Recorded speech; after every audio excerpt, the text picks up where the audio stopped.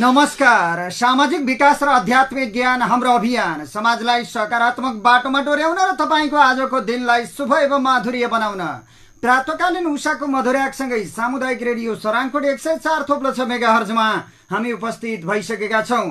पोखराको new road स्थित स्टुडियोबाट प्रत्यक्ष र www.sarangkotkhabar.com मार्फत संसारभर सुन्न सकिने बिहान 5:30 बजेको सराङकोट शुभ बिहानी खबरमा प्राविधिक मित्र सागरसँगै समाचार कक्षबाट म कमल पौडेल अथकको हार्दिक स्वागत छ।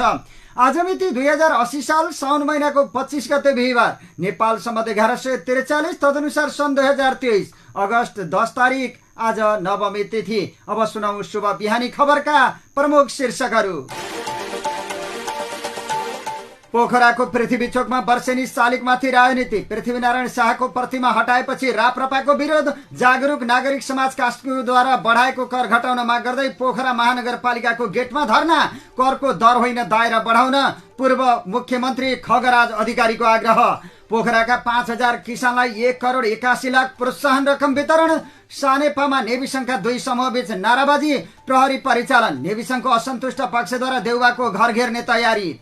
ललिता निवास प्रकरणमा माधव नेपाल र बाबुराम भट्टराईको बयान सीआईबीले लिने। पक्राउ परेकाहरूलाई थप 7 दिन हिरासतमा राख्न अनुमति। निर्माण व्यवसायीको आन्दोलन काठमाडौँ केन्द्रित। सेफ्टी हेलमेट र ज्याकेट लगाएर प्रदर्शन। एमाले नाराबाजी गरेपछि प्रतिनिधि सभा बैठक स्थगित। उच्च स्तरीय छानबिन समिति बनाउँदा प्रधानमन्त्रीले नै राजीनामा दिने अवस्था आउने वामदेव गौतमको भनाई। वाकीटाकी लिएका राष्ट्रिय स्वतन्त्र पार्टीका कार्यकर्ताप्रति चितवन प्रशासनको चासो। अनुसन्धान गर्न प्रहरीलाई निर्देशन। दमकका प्रमुख प्रशासकीय अधिकारी डम्बरू प्रसाद निरौला सहित 20 जना उपसचिव र 18 जना शाखा अधिकृतको सरुवा। महाकालीको बाढीले सतर्कता तह पार गर्यो। बनबासा पुलबाट आउजाउ बन्द।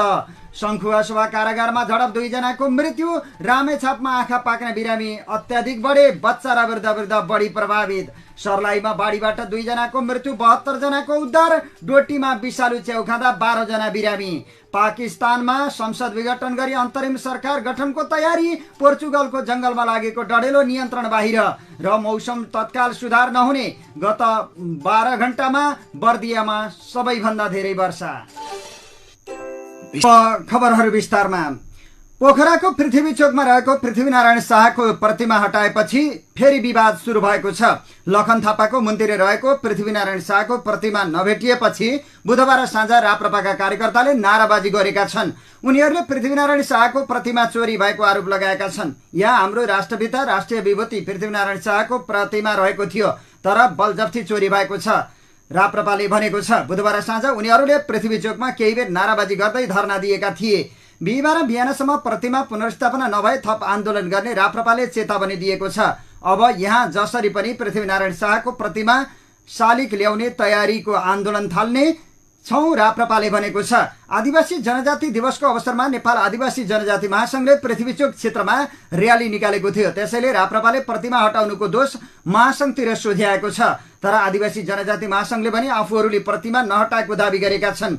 हाम्रो र्यालीमा त्यस्तो केही भएको छैन, केही भाइहरूले गरेको भए थाहा भएन। आदिवासी जनजाति महासंघ गण्डकीका अध्यक्ष धर्मबहादुर गुरुङले भने।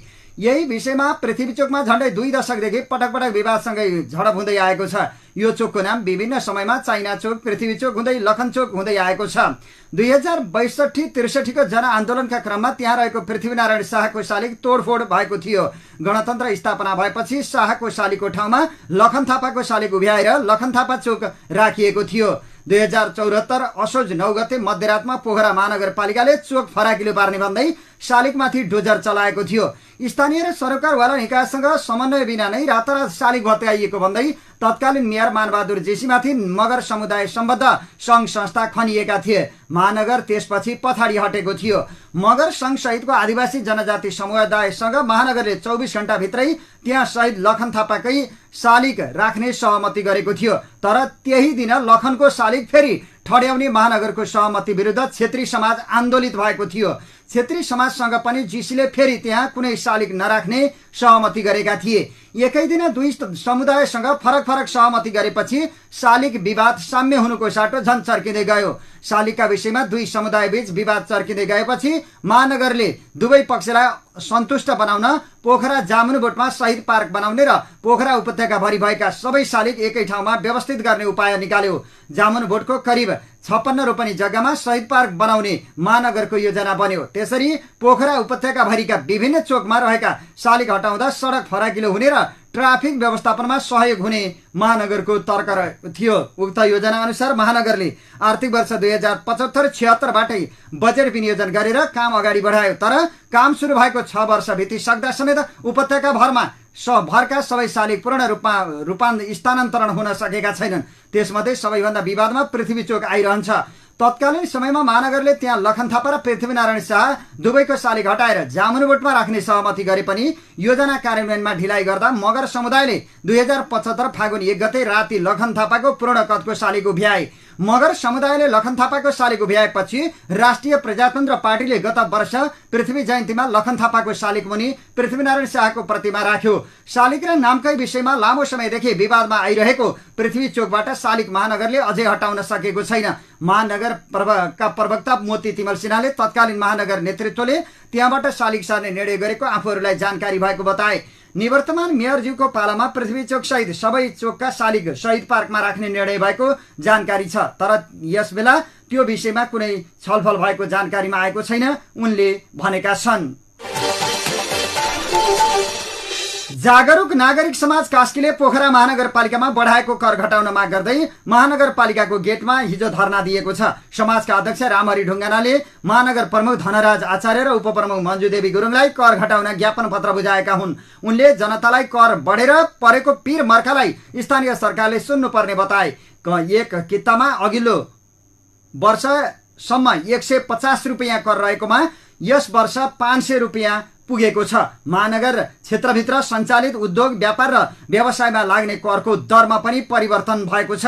अघिल्लो आर्थिक वर्षमा पुँजीका आधारमा कर लिँदै आएको पोखरा महानगरपालिकाले यस वर्षबाट कारोबारका आधारमा कर लिने जनाएको छ। महानगरले आन्तरिक स्रोतबाट मात्रै यो आर्थिक वर्षमा 2 अर्ब 27 करोड 87 लाख राजस्व सङ्कलन गर्ने लक्ष्य लिएको छ। महानगरले अघिल्लो आर्थिक वर्षमा 3 अर्ब 1 करोड रुपियाँ आन्तरिक राजस्व सङ्कलन गर्ने लक्ष्य लिएको थियो।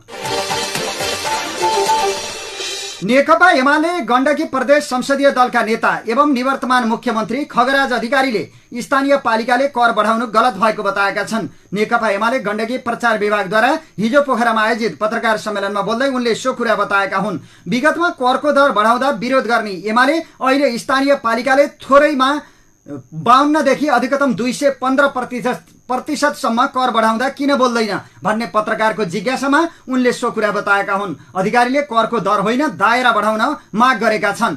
करको दर बढाइएकोमा त्यसको एमाले खुलेर विरोध गर्छ। उनले भने कर बढाएर जनताको ढाड सेक्ने सरकार जनताको सरकार हुन नसक्ने निवर्तमान मुख्यमन्त्री अधिकारीले बताएका छन्। उनले कर वृद्धिको बारेमा एमाले सदनदेखि सडकसम्म खबरदारी गर्ने बताएका छन्।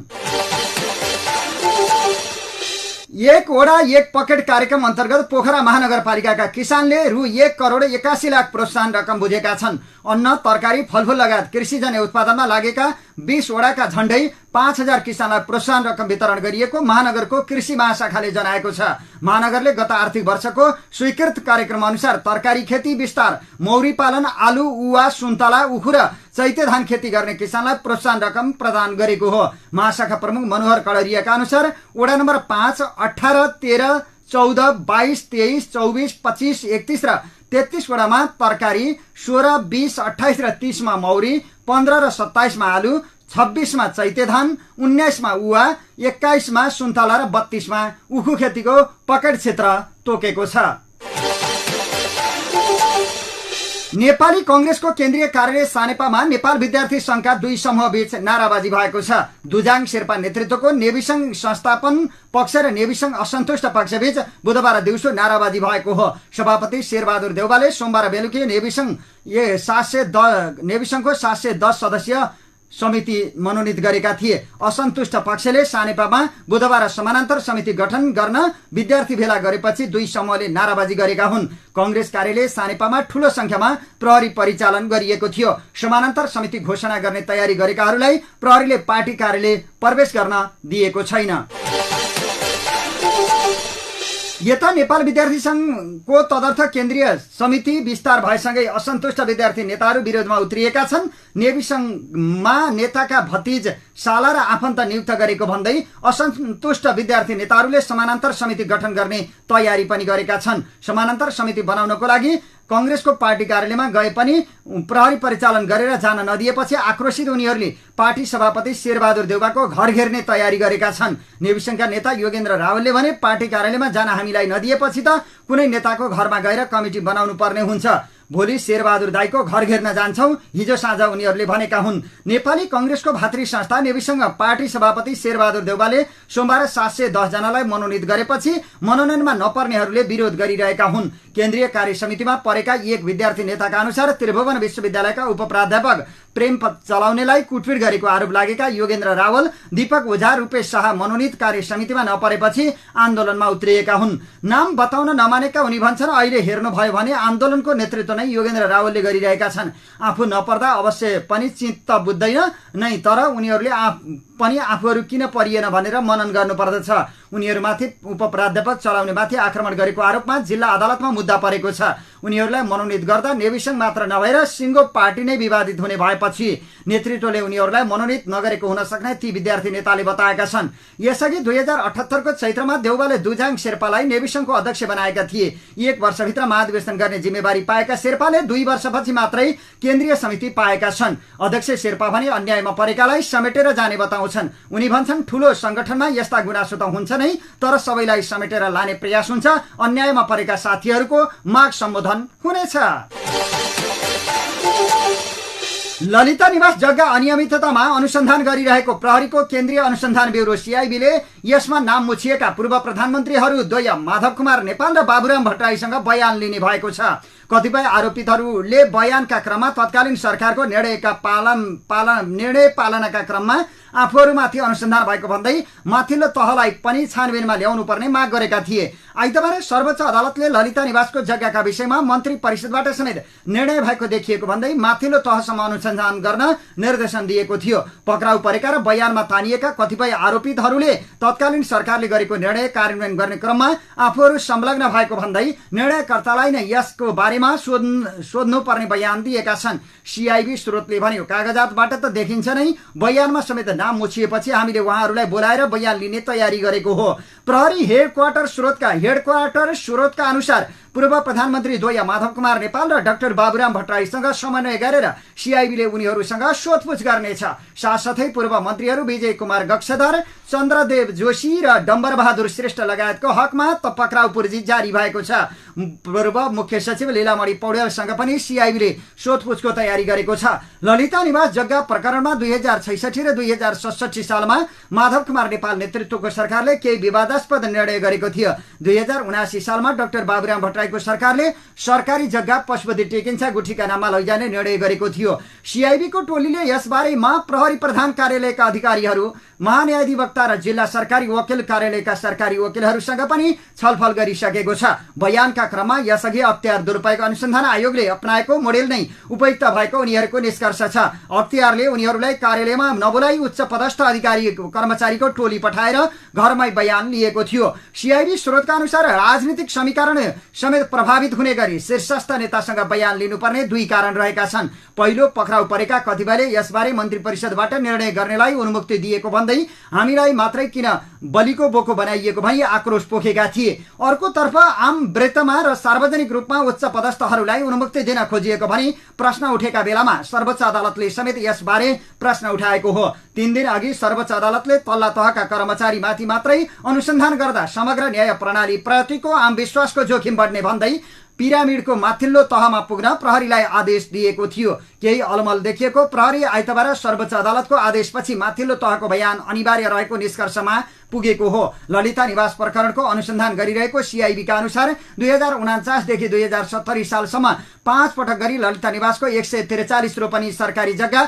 व्यक्तिका नाममा दर्ता भएको हो। यसमध्ये 2066 सालमा प्रधानमन्त्री निवास विस्तारका नाममा 25 रोपनी भन्दा बढी जग्गा प्लटिङको बाटो बनाउन र मोहीका नाममा दर्ता हुन पुगेको छ। नेपाल नेतृत्वको सरकारले बालुवाटार स्थित प्रधानमन्त्री निवास विस्तार गर्ने र बाहिरको जग्गा पर्खालभित्र पर्दा त्यहाँ रहेका मोहीलाई सट्टा भर्नामा जग्गा दिने निर्णय गरेको थियो। निर्णय कार्यान्वयन हुँदा प्रधानमन्त्री निवासमा 27 रोपनी 7 आना 2 पैसा एक दाम जग्गा थपिनुपर्ने थियो। तर मन्त्री परिषदले नै सरकारी जग्गामा हुँदै नभएको मोही खडा गरेर उनीहरूलाई अन्यत्र व्यवस्थापन गर्ने भनी निर्णय गर्यो र बालुवाटारको पर्खालभित्र थपिनुपर्ने जग्गाको करिब आधा हिस्सा मोहीका नाम सारेर भूमाफियाको कब्जामा गएको पूर्व सचिव शारदा प्रसाद तिर्ताल नेतृत्वको समितिको प्रतिवेदनमा उल्लेख गरिएको छ। प्रधानमन्त्री कार्यालयको परिपत्र भनी समर्जन कम्पनीको नाममा रहेको राजकुलो र सरकारी जग्गामा मोही कायम हुने गरी निर्णय भयो। पूर्व सचिव शारदा प्रसाद तिर्ताल नेतृत्वको समितिले तयार पारेको प्रतिवेदन अनुसार यो निर्णयको कारण धेरै सार्वजनिक सरकारी र गुठी समेतका जग्गा हिनामिना हुन पुगेको देखिन्छ। 5 माघ 2069 मा मालपोत कार्यालय दिल्ली बजारले ललिता निवासभित्र रहेको 60 आना जग्गा पशुपति टिकिन्छा गुठीका नाममा दर्ता गर्ने निर्णय गरेको थियो। तत्कालीन प्रधानमन्त्री डाक्टर बाबुराम भट्टराई नेतृत्वको मन्त्री परिषदले यसबारेमा सैद्धान्तिक स्वीकृति दिने निर्णय गरेको थियो। ललिता निवासमा बाँकी रहेको त्यही जग्गा कुनै पनि हालतमा व्यक्तिको नाममा दर्ता गर्न नसकेपछि भूमाफियाहरूले गुठीका नाममा जग्गा दर्ता गर्ने, त्यसमा मोही देखाएर व्यक्तिका नाममा सार्ने प्रपञ्च रचेको भनी पूर्व सचिव शारदा प्रसाद तिर्ताल नेतृत्वको अध्ययन समितिले तयार पारेको प्रतिवेदनमा उल्लेख गरिएको छ। सो प्रस्ताव मन्त्री परिषदमा पठाउन भूमिका खेलेको आरोपमा तत्कालीन मन्त्री चन्द्रदेव जोशी, सचिव दिनेश हरि अधिकारी लगायत गुठी संस्थानका कर्मचारीहरूमाथि भ्रष्टाचार मुद्दा चलिसकेको छ। अध्ययन समितिमा रहेका काम गरेका पूर्व सचिव तिर्तालको भनाइमा त्यो जग्गा व्यक्तिको नाममा ल्याउने अनेक प्रयास असफल भएपछि गुठीको नाममा ल्याउन पशुपति टिकिन्छा गुठी नामक शङ्कास्पद गुठी खडा गरिएको छ। 2017 सालमा त्यहाँ कुनै किसिमको गुठीको जग्गाबारे उल्लेख भएको देखिँदैन। त्यसमा कुनै मोहीबारे कहीँ कतै उल्लेख छैन। त्रिताल प्रतिवेदनमा भनिएको छ सरकारले 2069 सालमा आएर मात्र पशुपति टिकिन्छा गुठीको जग्गा त्यही हो भनी गरेको निर्णयलाई मन्त्रालय गुठी संस्थान मालपोत कार्यालयबाट प्राप्त सूचना कागजात र अभिलेखमा उल्लेखित तथ्यले प्रमाणित गरेको देखिएन। पूर्व मुख्य सचिव लीलामणि पौड्याल पशुपति टिकिन्छा गुठी सम्बन्धी मन्त्री परिषदको निर्णय प्रमाणीकरण गरी तल्ला निकायहरूमा कार्यान्वयनका लागि पठाएकाले विवादमा तानिएका हुन्। 2066 र 2067 सालमा माधव कुमार नेपाल नेतृत्वको सरकारको निर्णय प्रमाणीकरण र पत्राचार गर्ने पूर्व मुख्य सचिव माधव प्रसाद घिमिरेको जीव दुर्घटनाका कारण निधन भइसकेको छ।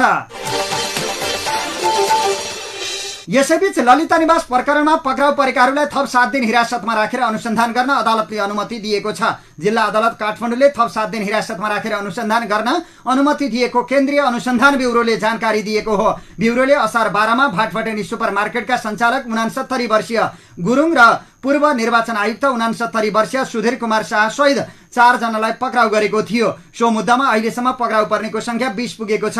उनीहरूलाई प्रहरीले संगठित कृत्य मुद्दामा अनुसन्धान गरिरहेको छ। खबरमा अब बाँकी खबरहरू। पोखरा महानगरपालिकाले सार्वजनिक ठाउँमा फोहोर फाल्नेलाई जरिवाना गर्ने घोषणा गरेको छ। स्थानीयवासीको अवरोधका कारण पोखरा 32 मा रहेको अस्थायी ल्यान्डफिल साइटमा फोहोर विसर्जन नहुँदा सडकमा यत्रतत्र फोहोर फालिएपछि महानगरले भएको नियमअनुसार कडा कारबाही गर्ने घोषणा गरेको हो।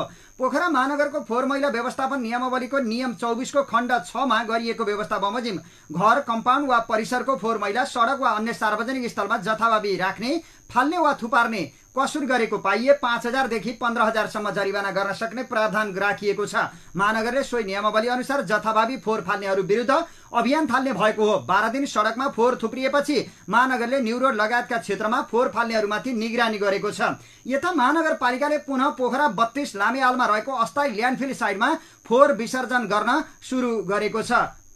एक दिन फोहोर विसर्जन गरिए पनि अहिले भने पोखराका चोक चोकमा फोहोरको डङ्गुर लागेको छ। तर फोहोर उठाउने केही दिन लाग्ने भनिए पनि फोहोर निरन्तर उठाएको देखिएको छैन। विभिन्न माग राख्दै स्थानीयवासीहरूले विगत 12 दिनदेखि अस्थायी ल्यान्डफिल साइटमा फोहोर विसर्जन गर्न दिएका थिएनन्। फोहोरकै कारण सो क्षेत्रमा विभिन्न स्वास्थ्य सम्बन्धी समस्या निम्तिएको तथा महानगरसँग गएको पुस 15 गते भएको 16 बुँदे सम्झौता कार्यान्वयन नभएको भन्दै उनीहरू आन्दोलित भएका थिए। अदालत समेत गुहारेका स्थानीयवासीहरूले समस्या सल्टाउन त्यहाँ पुगेका मेयर धनराज आचार्य विरुद्ध नै नाराबाजी समेत गरेका थिए। उच्च अदालत पोखराले लामिहालमा फोहोर फाल्ने कामलाई निरन्तरता दिने गरी साउन 21 गते अन्तरिम आदेश जारी गरेको थियो। अन्तरिम आदेश जारी भए पनि स्थानीयवासी खुसी देखिएका छैनन्। सोमबार बसेको जिल्ला सुरक्षा समितिको बैठकले बल प्रयोग गरेर भए पनि त्यहाँ फोहोर फाल्ने निर्णय गरेपछि फोहोर फालिएको। अहिले पनि पोखराका चोक चोकमा फोहोरका थुप्रा लागेका छन्। आन्दोलनरत निर्माण व्यवसायीले हिजो काठमाडौँमा प्रदर्शन गरेका छन्। नेपाल निर्माण व्यवसायी महासंघको दोस्रो चरणको आन्दोलन अन्तर्गत देशभरका निर्माण व्यवसायीहरू बुधबार काठमाडौँमा भेला भएर प्रदर्शन गरेका हुन्। प्रदर्शनका क्रममा उनीहरूले सेफ्टी हेलमेट र ज्याकेट लगाएका थिए। अनाम नगरबाट सुरु भएको प्रदर्शन संसद भवन नयाँ बानेश्वर अगाडि पुगेर कोण सभामा परिणत भएको थियो। प्रदर्शनका क्रममा उनीहरूले सिट्ठी समेत बजाएका थिए। कोण सभालाई सम्बोधन गर्दै महासंघका अध्यक्ष रवि सिंहले सरकारले व्यवसायीहरूका जायज माग पूरा नगरेका कारण बाध्य भएर दोस्रो चरणको आन्दोलन सुरु गर्नु परेको बताए। महासंघका महासचिव रोशन दाहालले सामान्य तरिकाले राज्यले व्यवसायीहरूको समस्या नसुनेका कारण सिट्ठी फुकेर ध्यानाकर्षण गराइएको बताएका छन्। नेपाल क्रसर तथा खानी उद्योग महासंघका अध्यक्ष सीताराम नेउपानेले निर्माण व्यवसायीहरूको अरबौं रकम भुक्तान नहुँदा समग्र निर्माण क्षेत्र अस्तव्यस्त भएको बताए। निर्माण व्यवसायीहरूको आन्दोलनको प्रभाव ढुङ्गा गिठी बालुवा लगायतका व्यवसायीहरूलाई परिसकेको भन्दै अध्यक्ष नेउपानेले निर्माण व्यवसायीहरूको जायज मागहरू तत्काल पूरा गर्न सरकारको ध्यानाकर्षण गराएका छन्। प्रमुख प्रतिपक्षी दल नेकपा एमाले हिजो पनि प्रतिनिधि सभाको बैठकमा अवरोध गरेको छ। हिजोको बैठकमा पनि एमाले सुन तस्करी प्रकरणमा उच्च स्तरीय छानबिन समितिको माग गर्दै अवरोध गरेको हो। बैठकको सुरुमै उठेर विरोध जनाएका एमाले सांसदहरूको तर्फबाट बोल्दै सांसद सूर्यबहादुर थापाले गृहमन्त्रीको मंगलबारको वक्तव्यमा छानबिन समिति गठन गर्ने नभनिएको भन्दै आफूहरूको विरोध जारी रहेको बताएका हुन्। सभामुखले बैठक सञ्चालन गर्न सघाउन पटक पटक आग्रह गरे पनि एमाले नाराबाजी गर्दै बेल घेराउ गरेपछि बैठक स्थगित भएको हो। प्रतिनिधि सभाको अर्को बैठक साउन 26 गते शुक्रबार दिउँसो 1 बजे बस्ने गरी बोलाइएको छ। राष्ट्रिय सभा सदस्य वामदेव गौतमले सुन तस्करी प्रकरणमा उच्च स्तरीय छानबिन समिति गठन गर्ने हो भने वर्तमान प्रधानमन्त्रीले राजीनामा गर्ने स्थिति आउने बताएका छन्। बुधबार राष्ट्रिय सभा बैठकमा बोल्दै उनले एमालेको माग अनुसार उच्च स्तरीय छानबिन समिति गठन गर्ने हो भने प्रधानमन्त्री, अर्थमन्त्री र गृहमन्त्रीमाथि पनि छानबिन हुन सक्ने र त्यसका लागि उनीहरूले राजीनामा गर्ने अवस्था आउने बताएका हुन्। त्यस उच्च स्तरीय छानबिन समितिको निर्माण गर्ने बित्तिकै कार्यदेश हुन्छ, कार्यक्षेत्र हुन्छ, कहाँसम्म प्रवेश गर्ने भन्ने हुन्छ। त्यो प्रधानमन्त्रीसम्म प्रवेश गर्छ, अर्थमन्त्रीसम्म पनि प्रवेश गर्छ, गृहमन्त्रीसम्म पनि प्रवेश गर्ने त्यसले अधिकार माग्दछ। उनले भने हाम्रोमा निलम्बन गर्ने व्यवस्था त छैन, प्रधानमन्त्रीले राजीनामा गर्नुपर्ने हुन्छ। राजीनामा गरेपछि अर्को प्रधानमन्त्री निर्वाचित गर्ने प्रक्रिया सुरु हुन्छ, जसले यो छानबिन ओझेलमा पारिदिन्छ। त्रिभुवन विमानस्थल भन्सार कार्यालयबाट बाहिरिएको 1 क्विन्टल सुन प्रकरणको छानबिनका लागि नेकपा एमाले उच्च स्तरीय छानबिन समिति बनाउनु पर्ने माग गर्दै आएको छ। उसले गृहमन्त्री, अर्थमन्त्री र प्रधानमन्त्री कार्यालयमाथि नै आशंका रहेको भन्दै नेपाल प्रहरीको सीआईबीले मात्र अनुसन्धान गर्न नसक्ने दावी गर्दै आएको छ। एमालेको माग अनुसार उच्च स्तरीय छानबिन समिति गठन गर्ने हो भने अहिले भइरहेको छानबिन पनि प्रभावित हुने नेता गौतमले बताएका छन्। बरु अविश्वास प्रस्ताव ल्याएर प्रधानमन्त्री हटाउन उनले सुझाव दिएका छन्। यदि प्रधानमन्त्रीलाई हटाइने हो भने सिधै अविश्वास प्रस्ताव लगे भइहाल्यो। उनले भने पूर्व गृहमन्त्री समेत रहेका गौतमले उप प्रधानमन्त्री तथा गृहमन्त्री नारायण काजी श्रेष्ठले मंगलबार प्रतिनिधि सभामा सम्बोधनका क्रममा 35 दिन समय मागेको भन्दै त्यसपछि उच्च स्तरीय छानबिन समिति गठनमा जान सकिने बताए। तर त्यति बेला पनि कार्यक्षेत्र तोकेर प्रधानमन्त्रीमाथि छानबिन नगर्ने गरी समिति बनाउनु पर्ने उनले बताएका छन्। पहिले नै प्रधानमन्त्रीसम्म छानबिन हुन सक्छ भन्दा बित्तिकै प्रधानमन्त्रीले राजीनामा दिनुपर्छ, तर त्यसबाट जोगिएर त्यो ठाउँमा नपुग्ने गरी छानबिन समिति बनाउनु उपयुक्त हुने गौतमले बताएका छन्। अहिले उच्च स्तरीय छानबिन गठन गरियो भने यो केस जबै ढिसमिस हुने उनको तर्क छ। सरङकोट शुभ बिहानी खबरमा अब बाँकी खबरहरू। संसदको प्रमुख प्रतिपक्षी दल नेकपा एमाले सुन तस्करी प्रकरणमा उच्च स्तरीय छानबिन समितिको माग गर्दै संसद अवरुद्ध गर्दै आइरहेको विषयमा संसदका अन्य विपक्षी दलहरूले असन्तुष्टि व्यक्त गरेका छन्। गत साउन 2 गते त्रिभुवन अन्तर्राष्ट्रिय विमानस्थल भन्सार कार्यालयबाट क्विन्टल बढी तस्करीको सुन भित्रिएको थियो। सो विषयमा छानबिनका लागि उच्च स्तरीय समिति बनाउन माग गर्दै एमाले साउन 10 गते यता निरन्तर प्रतिनिधि सभाको बैठकमा गतिरोध उत्पन्न गर्दै आएको छ। गत असार 31 गते प्रतिनिधि सभाको बैठक सम्पन्न भए यता एमालेको विरोधका कारण कुनै पनि बैठक सम्पन्न हुन सकेको छैन। सो प्रकरणलाई लिएर साउन 10 गते, साउन 23 गते र साउन 24 गते प्रतिनिधि सभा बैठक अवरुद्ध भयो भने साउन 15 गते, 16 गते र 22 गते सूचना टाँच गरेर स्थगित हुन पुग्यो। यस बीचमा 3 बैठक सूचना टाँच गरेर स्थगित भएको छ भने 3 बैठक अवरुद्ध भएका छन्। संसदको गतिरोध अन्त्यका लागि सत्ता पक्ष र प्रमुख प्रतिपक्ष दलका प्रमुख नेताहरूका बीचमा छलफल भए पनि सहमतिमा पुग्न सकेका छैनन्। मंगलबारको बैठकमा गृहमन्त्री नारायण काजी श्रेष्ठले संसदमा दिएको जवाबप्रति पनि असन्तुष्ट भएर एमाले अवरोध गरेको थियो। संसदको गतिरोध अन्त्य गर्नका लागि सत्ता पक्ष र प्रतिपक्ष दल एक आपसमा लचिलो नहुँदा कानून निर्माण, जनताका आवाज उठाउने तथा सरकारलाई खबरदारी गर्ने कामबाट संसद विमुख हुन पुगेको छ। एमाले छानबिन आयोगको नाम लिएर संसद अवरुद्ध गर्दै आएको छ। संसद अवरुद्ध गर्नु उचित हुँदै होइन।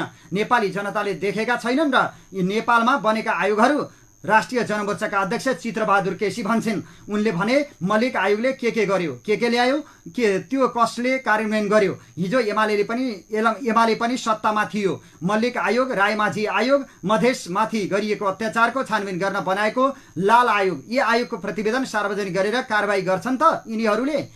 नेपालीले आयोगहरू त नदेखेको होइन नि। विगतदेखि नै आयोग त हात्ती आयो फुस्सा हुँदै आएको छ। केसीले भने जनताको आवाज जाने ठाउँ संसद बन्द गरेको छ। जनता बाढी पहिरोको विपत्तिमा परेर मर्माहत भएका छन्। कतिको ज्यान गएको छ। जनताको आवाज मुखरित गर्ने संसद नै चल्नै नदिएर एमाले यस्तो हरकत गर्न हुन्छ। हामी संसद बन्द गर्ने पक्षमा छैनौँ। यो गलत हो। सत्ता बाहिर भएपछि एमालेको फटफटाट हो। एमाले आतंकित भएको हो उनले भनेका छन्। आफूले सत्ताको नेतृत्व गरेका बेला आफ्नै पार्टीभित्रका नेताको चित्त बुझाउन नसकेर दुई पटक संसद भत्काएको एमाले अनि सर्वोच्चले संसद भत्काउन उचित थिएन भनेर फैसला गरिसकेपछि 9 महिना संसद चल्न नदिने पनि एमाले नै थियो, केसीले भने। यसरी संसद नै चल्न नदिएर लोकतन्त्र नै खतरामा पार्न खोजेको हो कि होइन भन्ने चिन्ता छ।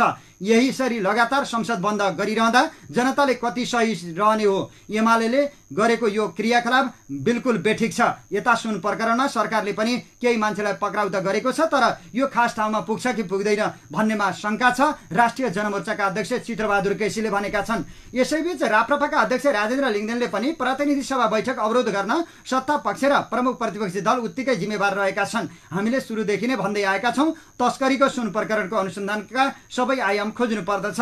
अहिले भइरहेको अनुसन्धानलाई प्रभावित नगर्ने गरी उच्च स्तरीय छानबिन समिति बनाउँदा राज्यलाई, सरकारलाई कसैलाई पनि नोक्सान छैन भनेर छानबिन समितिको पक्षमा पनि कुरा गरिराखेका छौँ। सँगसँगै संसद अवरुद्ध गर्न हुँदैन पनि भनेका छौँ, उनले भनेका छन्। यता उच्च स्तरीय छानबिन समिति चाहियो भनेर संसद अवरुद्ध गरिएको छ। राष्ट्रिय स्वतन्त्र पार्टीका प्रवक्ता सन्तोष परियारले भने सरकारले हामीले अनुसन्धान गरिरहेका छौँ भनिरहेका बेला यसरी अवरोध गर्नु हुँदैन। गृहमन्त्रीले संसदलाई जवाब पनि दिनुभयो। उहाँले केही समय चाहियो भनेर माग्दा यसरी अवरोध गर्नु हुँदैन। प्रहरीको केन्द्रीय अनुसन्धान ब्युरोले अनुसन्धान पनि गरिरहेको छ। त्यही विषयलाई लिएर संसद अवरोध गर्दा जनताका मुद्दाहरू उठाउन पाइएन, राष्ट्रिय स्वतन्त्र पार्टीका प्रवक्ता सन्तोष परियारले भनेका हुन्। चितवनको नारायणघाट मुगलिन सडक खण्डमा वाकीटाकी लिएका राष्ट्रिय स्वतन्त्र पार्टीका कार्यकर्ता देखिएपछि जिल्ला प्रशासन कार्यालयले प्रहरीलाई छानबिन गर्न निर्देशन दिएको छ। पहिरो गएको ठाउँमा देखिएका राष्ट्रिय स्वतन्त्र पार्टीका एक कार्यकर्ताले लिएको वाकीटाकी दर्तावाल हो कि होइन भन्ने विषयमा छानबिन गर्न जिल्ला प्रशासन कार्यालयले प्रहरीलाई निर्देशन दिएको हो। मंगलबार नारायणघाट मुगलिन सडक खण्ड अन्तर्गत कालीखोलामा पहिरो गएको स्थानमा राष्ट्रिय स्वतन्त्र पार्टीको चुनाव चिन्ह अंकित ज्याकेट लगाएका र वाकीटाकी लिएका व्यक्ति देखिएका थिए। फेसबुकमा सार्वजनिक भएको उक्त फोटोमा ती व्यक्तिले लगाएको ज्याकेटमा RAT र्यापिड एक्सन टिम भने पनि लेखिएको थियो। राष्ट्रिय स्वतन्त्र पार्टीका समर्थकहरूले पहिरो पन्छाउन र जाममा परेका सवारी साधनको ट्राफिक व्यवस्थापन गर्न राष्ट्रिय स्वतन्त्र पार्टीको टोली खटिएको भनेर प्रचार गरेका थिए। त्यसपछि जिल्ला प्रशासन कार्यालय चितवनले चासो देखाएको हो। संघीय मामला तथा सामान्य प्रशासन मन्त्रालयले दमकका प्रमुख प्रशासकीय अधिकृत डम्बरू प्रसाद निरौला सहित 20 जना उपसचिव र 18 जना शाखा अधिकृतको सरुवा गरेको छ।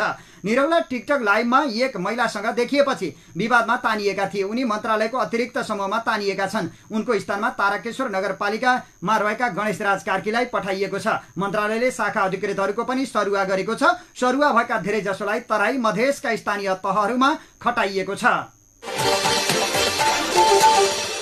महाकाली नदीको बाढीले सतर्कताको तह पार गरेको छ। बाढीको बहाव 1,31,000 क्युसेक मापन भएपछि शारदा ब्यारेज बनबासा पुलमा 4 पाङ्ग्रे सवारी साधनलाई आउजाउ गर्न रोक लगाइएको छ।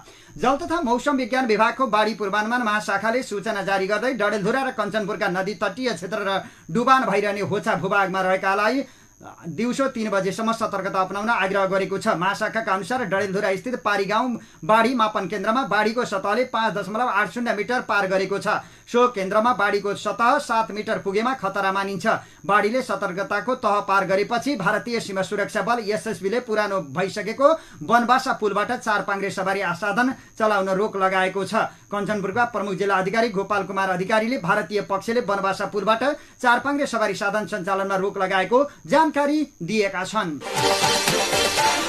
शुभ बिहानी खबरमा अब बाँकी खबरहरू। ज्येष्ठ नागरिक मञ्च कास्की र निर्वृत्त राष्ट्रसेवक समाज नेपाल गण्डकीले गण्डकी प्रदेशका मुख्यमन्त्री र कास्कीका प्रमुख जिल्ला अधिकारीलाई ज्ञापन पत्र बुझाएका छन्। सम्पूर्ण क्षेत्रका निर्वृत्त राष्ट्रसेवकको व्यावसायिक अनुभव राज्यको लागि उपयोग गराउन राष्ट्रिय नीति निर्माणका लागि उनीहरूले आग्रह गरेका हुन्। निर्वृत्त सबै क्षेत्रका राष्ट्रसेवकलाई आफ्नै शिक्षा, अनुभव, क्षमता, सिप र विशेषज्ञतालाई राष्ट्रहितमा सदुपयोग गर्न उत्प्रेरित गर्ने र सदुपयोग गराउन राज्यसँग पहल गरिदिन निर्वृत्त राष्ट्रसेवक समाज नेपाल गण्डकीले अनुरोध गरेको छ।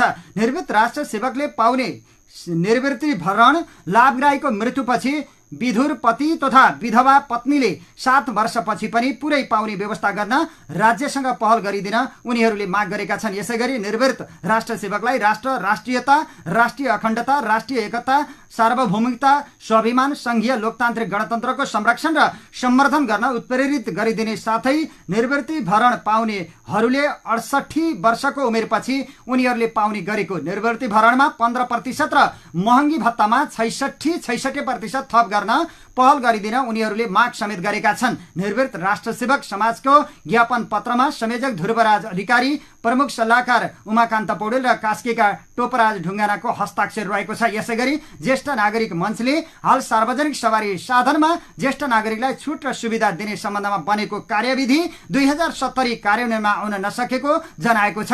ज्येष्ठ नागरिक परिचय पत्रका आधारमा काठमाडौँ लगायत केही जिल्लामा सार्वजनिक यातायातमा भने कार्यान्वयन भए पनि गण्डकीमा भने लागू भएको छैन। ज्ञापन पत्रमा नियम, कानून, कार्यविधि बन्ने तर यसको कार्यान्वयन किन हुँदैन भनी प्रश्न गरिएको छ। यसलाई कार्यान्वयन गर्न लगाउने दायित्व सरकारको हो। हामी ज्येष्ठ नागरिक उमेर र अवस्थाले पनि कमजोर हुन्छौं, उभिन र चर्को बोल्न पनि सक्दैनौं, ज्ञापन पत्रमा भनिएको छ। ज्येष्ठ नागरिक परिचय पत्र देखाएर विशिष्टतापूर्वक 50% छुट दिन अनुरोध गरे पनि व्यवस्था हुने गरेको मञ्चका अध्यक्ष ध्रुवराज अधिकारीले बताएका छन्। बरु उल्टै चालक र सहचालकले ओठे जवाफ फर्काएर अलमल पार्ने र कतिपय अवस्थामा त गाडीबाट ओह्रालिदिने गरेको दृष्टान्त पनि उनीहरूले दिएका छन्। सरकारी अस्पतालको पनि अवस्था त्यस्तै छ। 70 वर्ष पूरा भएका नागरिक लाइनमा बस्न पर्दैन भन्ने कागजमा टाँसिए पनि त्यसको कार्यान्वयन नभएको मञ्चले जनाएको छ कि राज्यले यो परिचयबाट तपाईहरूले छुट पाउनुहुन्न, यो ऐन कार्यविधि लागू हुने अवस्थामा छैन भन्नु पर्यो। होइन भने हामी ज्येष्ठ नागरिक अशक्तहरूको अपमान नहुने गरी ऐन नियम कार्यान्वयन गराउन आवश्यक व्यवस्था गरिदिनु हुन हार्दिक अनुरोध गर्दछौं, ज्ञापन पत्रमा भनिएको छ। मुख्यमन्त्री सुरेन्द्रराज पाण्डे र कास्कीका प्रमुख जिल्ला अधिकारी वासुदेव घिमिरेले ज्ञापन पत्रमा उल्लेख गरिएका माग संवेदनशील रहेको भन्दै कार्यान्वयनका लागि आफूहरूले पहल गर्ने समेत बताएका थिए। गण्डकी प्रदेश सभाबाट माघ 24 गते केही गण्डकी प्रदेश ऐन संशोधन गर्ने विधेयक पारित भएका छन्। फागुन 8 गते गण्डकी प्रदेशको निजामती सेवा ऐन र स्थानीय तहको निजामती सेवा ऐन पारित भएको छ। तीनवटै विधेयक माथि पर्याप्त छलफल हुन पाएन। दफावार छलफल हुने संसदीय समितिहरू रिक्त भएका कारण संसदमै सामान्य छलफल गरेर विधेयक पारित गरिएको हो, जसका कारण त्रुटि सच्याउन ल्याइएको विधेयक त्रुटि सहित पारित भएको छ। संसदीय निर्वाचन भएको 8 महिना बितिसक्दा पनि गण्डकीमा मिनी पार्लियामेन्ट अर्थात् संसदीय समिति गठन हुन सकेको छैन। समितिको नाम र कार्यविभाजन नटुङ्गिँदा समिति नबनेको हो। संसदले यसबीचमा बजेट पारित गरिसकेको छ।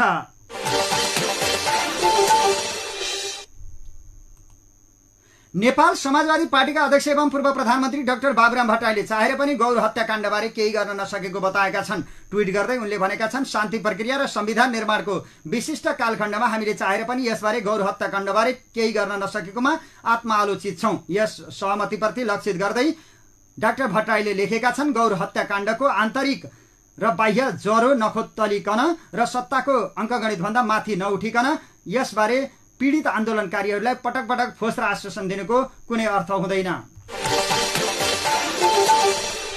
शङ्खुवा सभा कारागारमा दुई पक्षबीच झडप भएको छ। झडपमा 2 जनाको मृत्यु भएको कोशी प्रदेशका डीआईजी राजेशनाथ वास्तोलाले जानकारी दिएका छन्। मृत्यु हुनेमा आकाश बलामी र विनोद तोलाङ्गी रहेका छन्। बिहान 5 बजेतिर हिजो बाथरुमको रड काटेर जेलबाट भाग्न खोजेका उनीहरूलाई सुरक्षामा खटिएका प्रहरीले देखेपछि भित्र पठाएका थिए। त्यसपछि अन्य कैदीले जेल तोडेर किन भाग्न खोजेको भनेर विवाद गर्दा दुई पक्ष बीचमा झडप एवं कुटाकुट भएको हो। बिहान 6 बजेतिर कुटपिटबाट घाइते भएका बलामी र तोलाङ्गीलाई उपचार गर्न लैजाँदा मृत्यु भएको डीआईजी वास्तोलाले बताएका छन्। कुटपिटमा संलग्न 9 जनालाई प्रहरीले नियन्त्रणमा लिएर अनुसन्धान सुरु गरेको छ। डीआईजी वास्तोला भन्छन्, कुटपिटमा संलग्नहरूबारे अनुसन्धान गर्दैछौं। रामेछापमा आँखा पाक्ने रोगको प्रकोप अत्याधिक बढ्दै गएको छ। जिल्लाका सबै आँखा केन्द्रहरूमा आँखा पाक्ने, रातो हुने, चिलाउने, कचेरा लाग्ने, आँखाबाट आँसु बगिरहने, आँखा सुनिने, दुख्ने, बिझाउने, घाम तथा उज्यालो प्रकाशमा हेर्न समस्या हुने, टाउको दुख्ने जस्ता बिरामी बढेका छन्। अहिले जिल्लाको गाउँतिर भन्दा पनि सदरमुकाम मन्थली, पुरानो सदरमुकाम, रामेछाप बजार लगायतका बजार क्षेत्रमा आँखा पाक्ने संक्रामक रोग व्यापक रूपमा फैलिएको रामेछाप सर्जिकल आइज सेन्टर मन्थलीका प्रमुख उमेश तामाङले बताएका छन्। दोलखामा पहिरोमा पुरिएर एक बालकको मृत्यु भएको छ। बिगु गाउँपालिका 2 ओराङका 14 वर्षीय रितिश तामाङको मृत्यु भएको हो। तामाकोशी नदीमा माछा मार्न गएको तामाङको पहिरोमा पुरिएर मृत्यु भएको इलाका प्रहरी कार्यालय सिंगटीले जनाएको छ। उनी गैराती माछा मार्न तामाकोशी नदी जाँदै गर्दा बाटोमा पहिरोले पुरिएका हुन्। तामाङसँगै गएका अन्य 3 जनाले भागेर ज्यान जोगाएको प्रहरीले बताएको छ। सर्लाहीमा भारी वर्षाका कारण खोलामा आएको बाढीले बगाउँदा 2 जनाको ज्यान गएको छ। मंगलबार साँझ बाढीमा फसेका 72 जनाको उद्धार गरिएको छ। सर्लाहीको बाँके खोलाले बगाउँदा हरिपूर्वा नगरपालिका 7 का 60 वर्षीय भोला चौधरीको मृत्यु भएको प्रहरी उपरीक्षक नरेश राज सुवेदीले जानकारी दिएका छन्।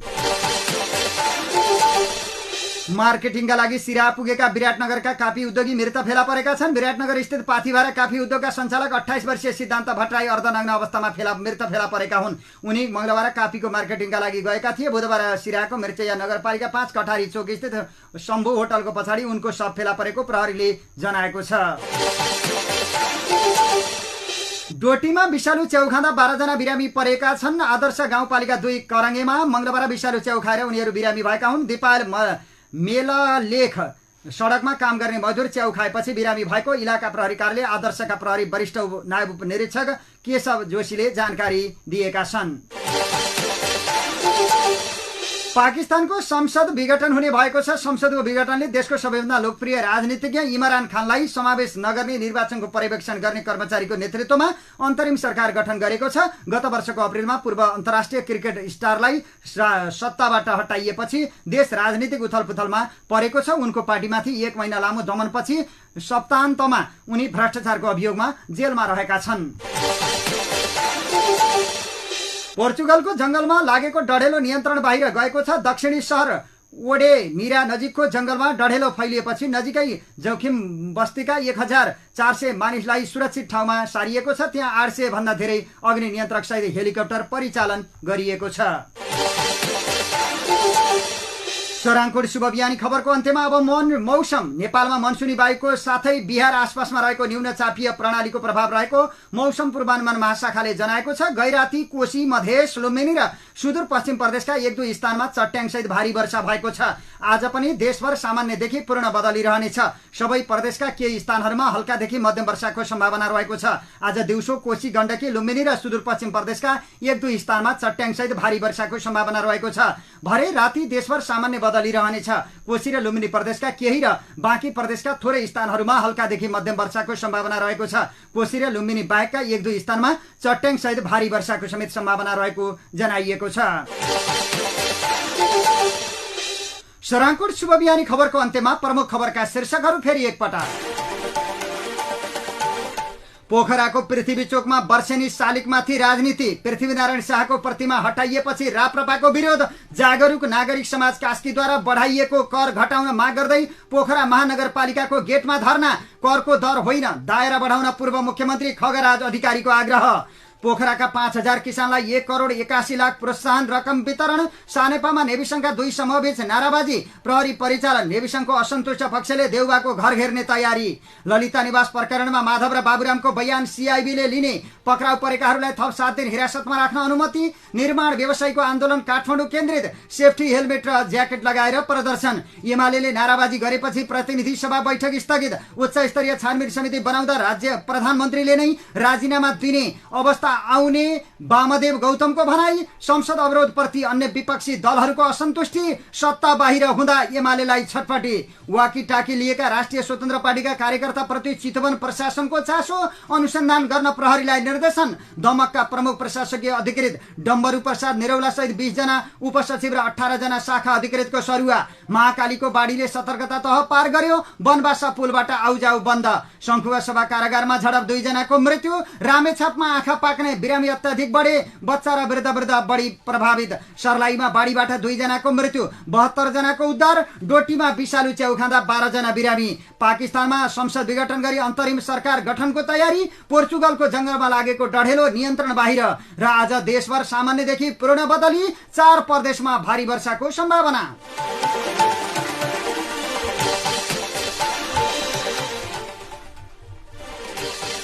हवस् त अहिलेलाई सराङकोट शुभ बिहानी खबरहरूको क्रम यही सकिएको छ।